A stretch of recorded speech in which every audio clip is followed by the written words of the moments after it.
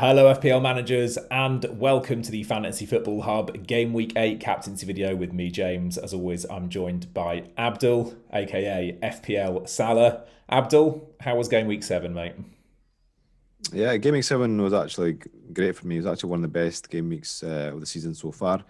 I got 52 points, which in a game week, which the average was around about 30 odd, was pretty good. I went from like 112k to like 62k, so almost like half my rank.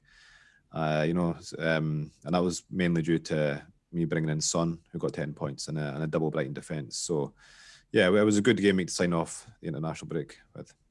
Yeah, always nice to get a big green arrow prior to an international break. What about your captaincy Yeah, for though, sure. Abdul? We discussed quite a lot of options ahead of Game Week 7, most of them blanked.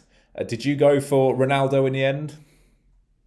I did, yeah. I was fearing the worst. Like it was the first game of the game week, a midday kickoff, and I just thought, oh, that's guaranteed red arrow. But it turned out to be actually okay. But yeah, I mean, wasn't expecting that benching.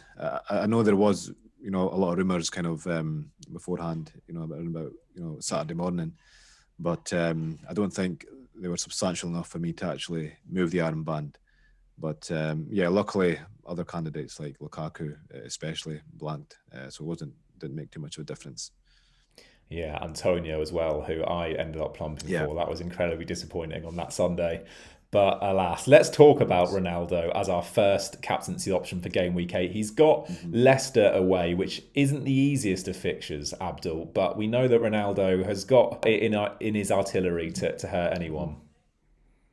Yeah, for sure. I mean, firstly, Leicester have actually been quite uncharacteristically bad in defence this season. They've actually conceded the most shots in the box, so far, and they're like the 12th for expected goals conceded. I think they're at 10.6. So, yeah. So I mean, I think on paper I think this looks a lot tougher than it actually is. I mean, we know the way Ronaldo plays now. He gets a lot of shots off in the box. Even in his first three starts in the Premier League, he's got an XG of 2.87, which is pretty impressive. So, yeah, I think I don't think it's the easiest fixture, but I think it's a lot. I don't think it's as hard as it looks on paper. I mean, I don't think Leicester, have been the best at the back. I think that's kind of due to they've got Johnny Evans missing, they've got James Justin, Wesley Fofana. So yeah, they haven't got their kind of usual candidates at the back, which could be a factor. I think it bodes well for Ronaldo owners as well that despite the fact he was rested in game week 7, Man United were ultimately punished for that. Even Sir Alex Ferguson was critical of Solskjaer's He decision to did, yeah. rest Ronaldo, which speaks volumes and should mean, all things being well with his fitness, that not only does he start, but also should be on penalties too. So interesting to hear about Leicester's defence. I have to admit, I had no idea they were that poor. I wonder if they can turn it around after the Hmm. international break. There is, in terms of fixtures, it's very, very difficult to beat Manchester City, though. Abdul, I've got on screen here Hmm. total big chances created so far this season. Liverpool at the top, they're pretty much dominating every single attacking stat, but second in pretty much every single attacking stat, including this one, is Manchester City. And they've done most Yeah. of this without their key players. Kevin De Bruyne for most of the season so far. Phil Hmm. Foden coming back into fitness and looking brilliant as well. Yeah. A lot of managers are moving on to Man City assets now, Abdul. If you've got one, is a home fixture against Burnley worth risking an armband on? I mean, it could well be. I mean, City love playing Burnley. They've scored 22 goals against them in the last six league games. That's like averaging 3.6 goals per game. So they really do love playing them. I think the last two fixtures have been like 5-0. But yeah, I mean, this is the best fixture by far. But obviously, it's just it's this uncertainty of Pep Roulette. But I mean, yeah, I mean Foden's a great option. But I mean, if I was to be confident in captaining one of the City boys, it's going to have to be KDB. I think he's back fit. He played 90 minutes in the last game, so he should definitely start. And he's actually top in the predicted point scorers in the hub prediction tool as well. I think he's at 7.1 points, joint top with Salah.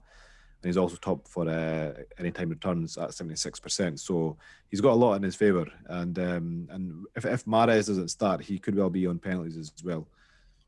Yeah, good point. And I have to say, regarding the points prediction tool, lots of criticism last week when it put Son top amongst midfielders. And actually, as you've already mentioned, ended up scoring 10 points, which is pretty decent, particularly given it was a low scoring week last week. Kevin De Bruyne, yeah, I've got to agree with you there. I think he would be the one. And he is due. Usually Kevin De Bruyne will have at least 3 or 4 big hauls throughout a season. He's certainly due one of those, and like you say, Burnley the perfect opponents to potentially do that. But let's move on to someone who many FPL managers will be contemplating, particularly after a huge number of transfers in game week 7, and that is Romelu Lukaku. He's got Brentford away in that Saturday evening kickoff. Brentford, not the easiest of opponents from a defensive point of view, but again, like Ronaldo, Lukaku seems to be one of those players that can do it against anyone.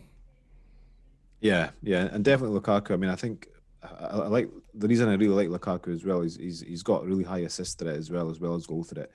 One thing which Ronaldo doesn't have is the assist threat. Not as good as Lukaku anyway. So, yeah, I mean, Lukaku was really unlucky not to score against. I think he could have easily scored against Southampton. He hit the post, from like pretty much point blank. He was really unlucky not to score against Spurs as well. So it's not like he's been playing badly. He has been playing well. He's just not, just not really got the rub of the green. So yeah, I'm quite confident in Lukaku as captain this week. But Brentford have been decent, defensively. They're actually, I think they're actually fourth, for expected goals conceded. But they have shown like in the last 2 games, they have conceded 4 goals. They came up against, Liverpool, which was, the best attack. That was the first time they came up against a really decent, attack, one of the top 4 teams, and they conceded 3. So I think Chelsea are on a similar kind of level attack wise, maybe not as good as Liverpool, but, they're there or thereabouts. So I can definitely see, Chelsea scoring a few here. Yeah, and spoiler alert for those watching, Norwich, Newcastle and Burnley for Lukaku's next 3 after Brentford. So we're going to be talking about him plenty over the next 4 videos, I suspect. But yeah, no, he does look fantastic. Still not an owner of Lukaku. I consider myself incredibly lucky to have gotten away with that Southampton fixture. For me, it's a case of when to get him, not if. And like you say, that assist potential, a huge USP for him, 2.08 XA and no assist yet. He does feel like he's due a pretty big haul with the way he's playing. A quick differential before we get to, I suppose, what will be Game Week 8's favourite, and that is Heung-min Son, your boy, Abdul, came through for Yeah. you in Game Week 7, and a great fixture away at Newcastle on that Sunday afternoon. Are you tempted? I wouldn't say I was tempted for the captain just because of the crazy form that Salah's in, but I mean he is a really really kind of worthy alternative. I mean he's got 3 goals, 2 assists so far. He seems to be hogging all the points for Spurs. I mean Newcastle are they're the worst team defensively in the league. They've got the worst expected goals conceded, and they've conceded the most goals. So I mean that fixture looks right for Son. And Sonny, I mean, his XG at the moment is 2.36, and his XA is 0.84, which is good. But we do know that he is he's historically known to overperform on his expected goals and expected assist stats. He's just such a clinical finisher, and Tottenham kind of seem to be turning a corner a little bit as well. They played a lot better the last game against Watford, and it was the first time they actually scored more than 1 goal in a game. As well. So I mean, yeah, I think they're looking good, but nonetheless, I mean, he seems to be the one getting all the points at the moment as well. Yeah, he does look good. All of a sudden, I think you getting on Son ahead of Game Week 7 was a very sage move because he's now suddenly a very popular asset, and I think has performed quite well over the international break for South Korea too. I saw that he'd scored in their last game Yeah. there. So yeah, certainly the man in form. Okay, now then, you've already mentioned him. You've also, however, Abdul, mentioned the curse of the early kickoff that we a lot of us suffered from in Game Week 7. Of course, Salah Yeah. playing Watford in Game Week 8 at 12:30 doesn't sound like it's going to deter you from giving him the armband, though. No, I mean, like Salah's. I mean, he's on a different level this season. I mean, he even surprised me like with the form he's in. That second goal against City just shows you, like, he's taken up a notch. But yeah, I mean, they're playing Watford. I think they've got one of the best fixtures. But I mean, I think more importantly, Salah is in, like, if you look at his stats, he's literally top for everything. When you look at his shots in the box, shots on target, he's actually top for expected goals at 5.58 and expected assists at 3.14. So I mean, like, there's really no competition right now, and when you're playing like a promoted team, it's just a no-brainer.